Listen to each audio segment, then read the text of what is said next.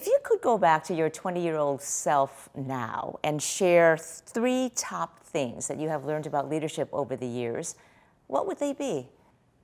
Well, I think the first thing, it'd be hard, so when I'm talking to my 20-year-old self, you got to realize how effective you can be because, what I was able to hear then.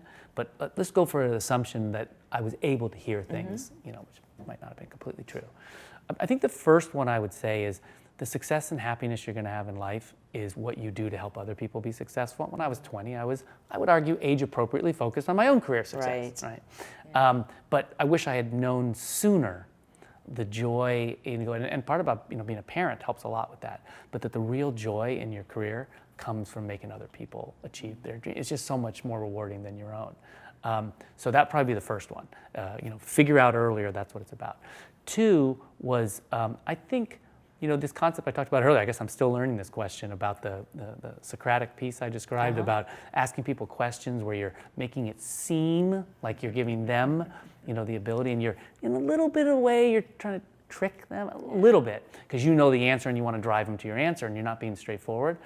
I think I would say back to my 20-year-old self, don't bullshit. Just be as straightforward as you can be. If you think you're clever, being clever by half, you're not being clever by half. You're transparent. You're not. You're not They're that. onto you. You're not that subtle as you think you are. And just, but own that and just be more aggressive and direct. Yeah. Because you always say you want other people to be direct with you. So give people that honor back and do that. Would be the second one. And I think the third one is it's around the quality of the people you work with. Everyone always makes the expression, the people I work with is the most important, make your decisions that way. Don't worry about economics, don't worry about prestige. It's all about the quality of people you work with. Now, I probably had heard that at 20. I didn't quite register. I didn't probably understand it. So my now self to that person, I'd probably grab myself, and say, listen to me.